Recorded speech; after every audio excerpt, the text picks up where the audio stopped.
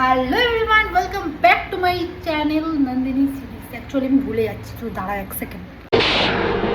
আজ প্রথমবার কইছস তাই মাফ করে দিলাম, কিন্তু দ্বিতীয়বার যেদিন কবি সেই দিন তোর কলজাটারে তাই না বাইর করে আমি ওজন করুম।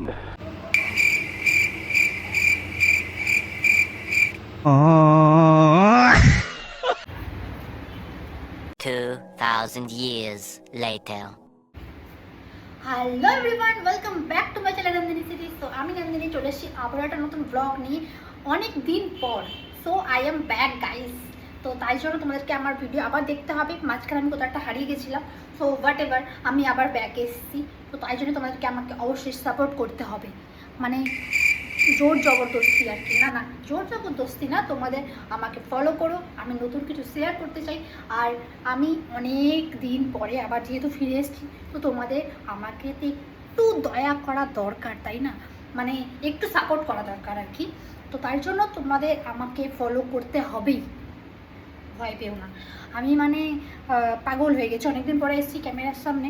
তো আমি জাস্ট ভাবতে পারছি না বা বলতে পারছি না আমি কী করবো। তো যাই হোক, তোমরা আমার পাশে থেকো। আর আমি একটা জায়গায় যেতে চলেছি, তো তার জন্য তো তোমরা অনেক ব্লগ দেখতে পাবে আমার। আর এই কদিন ধরে আমি কি করছি না করছি, তো সব কিছু তোমাদের সাথে শেয়ার করবো। তো আজকের দিনটা হচ্ছে আমার কাছে আজকে অনেক পার্সেল এসছে। আজকে না, অনেক দিন থেকেই আসছে। তো আজকে ভাবলাম তোমাদের এগুলো একটু দেখানো যাক। তো আমি কি করছি, কোথায় যাচ্ছি না যাচ্ছি, সবটাই তোমরা ব্লগ দেখতে দেখতে জানতে পারবে। তার মধ্যে তোমরা জানতে পারবে আমি কোথায় যাচ্ছি, সেটা আজকে তোমাদের বলবো না, ইভেন এই কটা দিনও বলবো না। তার জন্য তোমাকে অবশ্যই আমার চ্যানেলকে সাবস্ক্রাইব করে রাখতে হবে, যার জন্য আমি কোথায় যাচ্ছি না যাচ্ছি তোমরা সবটা জানতে পারবে। তো চলো গাইস, এবার ব্লগটা কন্টিনিউ করা যাক। আমি কি করবো সবাই তোমাদের সাথে শেয়ার করছি, সত্যি দেখতে থাকো গাইস।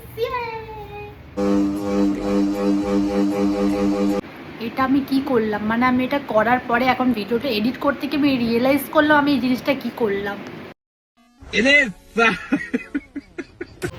হ্যাঁ, আমি কিন্তু আমার চুলও কেটে ফেলেছি, দেখতে পাচ্ছ। আমার আগে চুল কতটা বড় ছিল, এতটা তো ছিল, এতটা একটু বেশি হয়ে যাচ্ছে, এতটা তো ছিল, আমি কেটে ফেলেছি, জাস্ট কেটে ফেলেছি। তো এবার লাইফ থেকে অনেক কিছু কেটে বাদ দিতে হবে, তার আগে আমি চুলটাকে কেটে ফেলেছি। তো চলো এবার স্টার্ট করা যাক। সো দেখতেই পাচ্ছ গাইজ, একটা ভাগাড় করে ফেলেছি আমি। তো এইগুলো হচ্ছে আমার সব পার্সেল এসছে এই কদিন ধরে। আর আমি এতটাই ভাগাড় করে ফেলেছি যে মা এখন পুরো ইরিটেট হয়ে গেছে যে তুই এগুলো কবে গুছাবি। তাই জন্য আমি এখন একদম লাগেজ নিয়ে চলে এসেছি। তো এর মধ্যে এখন সব প্যাকিং করব আমি। তো চলো, তার আগে ভাগাড়ের স্তূপ পার্সেলগুলোকে চলো আগে নিচে নামাই, তারপরে তো গুছাবো। তো দেখো, তারপরেই একদম আমার গায়ের মধ্যে এক গাদা পার্সেলের বন্যা বয়ে গেল, যেগুলো আমি অনেক জায়গা থেকে শপিং করেছি। তো আমি নাম বলবো না, কারণ গাইস আমাকে তো প্রমোশন করতে দেয়নি। আর আমি ঘুরতে যাচ্ছি তাই তোমাদের সাথে শেয়ার করছি। অবশ্য তোমরা কিছু কিছু নাম দেখতে পেয়েই গেছো। তো যাই হোক, এবার আমি একদম আমার লাগেজ নিয়ে চলে এসেছি। এবার এটাকে আমি কী করবো আমি ঠিক বুঝতে পারছি না। লাস্ট টাইম এটাকে দুরূপস করে ফেলে দিলাম। এই দেখো, আমার মা বলছে তুই সব ভেঙে ফেল, এক্ষুনি ভেঙে ফেল। তো যাই হোক, তারপরে কোনো রকমে আমি চেন ফেন খুললাম। খুলে দেখি এখানে অলরেডি প্যাকিং করা কিছু জিনিসপত্র রয়েছে, যেগুলো আমার মা রেখে দিয়েছে, যে এই জিনিসগুলো এখন এই ট্রলির মধ্যেই থাকা ভালো। তো দেখতেই পাচ্ছ এখানে অসংখ্য একদম শীতের জিনিস রেখে দিচ্ছে, যেগুলো শুধুই আমার। তো এইখানে এইগুলো রয়েছে, আর এখানে রয়েছে আমার লেহেঙ্গা, যেটা আমি দাদার বিয়েতে পরেছিলাম, মানে রিসেপশানে, যেটা তোমাদেরকে একদমই শেয়ার করা হয়নি। আমি তোমাদেরকে বলেছিলাম যে আমি শেয়ার করবো, বাট আমি কোথায় একটা হারিয়ে গেছিলাম। সো যাই হোক, এখন আমি প্যাকিং করব। তো দেখতেই পাচ্ছ এক একটা করে আমি জিনিস বার করছি, অ্যান্ড দেন এগুলো আমি এক একটা করে লাগেজে ঢোকাবো, যেগুলো তোমাদেরকে আমি এখন দেখাবো না, কারণ দেখালেই আমার জামাগুলো সব পুরনো হয়ে যাবে গাইস। আমার আর মায়ের এখানে একদম অনেক লাগেজের জিনিসপত্র রয়েছে, যেগুলো তোমাদেরকে একদম দেখানো যাবে না, কারণ নাহলে আমি ওগুলো পরবো যে পরে তোমরা তো বলবে এই জামাটা তো দেখে নিয়েছি অলরেডি। তাই জন্যই তোমাদেরকে আমি দেখাবো না। আর আমি দেখালেই কোনো জিনিস সেটাই একদম সব শেষ হয়ে যায়, তাই জন্য আমি চাই না, বিকজ নজর ইজ রিয়েল গাইস। সো এত বক বক না করতে এগুলো গোছাতে হবে, কারণ আর বেশি দিন নেই গাইস। তাই আমি আমার পার্সেলও কিন্তু শুধু আসেনি, আমার কিন্তু ওয়ার্ড্রপ থেকে অনেক জামা প্যান্ট এখানে রাখা হয়েছে, যেখানে আমার আর মায়ের মিলে এই ট্রলিটা পুরো ধরে গেছে।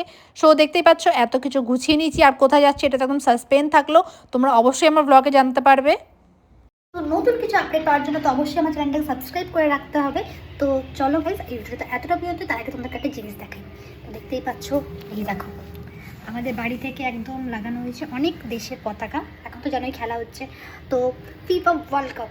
তো আমরা হচ্ছি আর্জেন্টিনা, তো তার জন্য আমার বাড়িতে দেখো আর্জেন্টিনার ফ্ল্যাগও লাগানো রয়েছে, দেখতে পাচ্ছ পুরো ওপর থেকে নিচ পর্যন্ত একদম আর্জেন্টিনার ফ্ল্যাগ একদম বড় করে ঝুলিয়ে দিয়েছে দাদা। আর আমাদের এখানে ফ্ল্যাগগুলো লাগানো রয়েছে, দেখতে পাচ্ছ পুরোটাই লাগানো রয়েছে।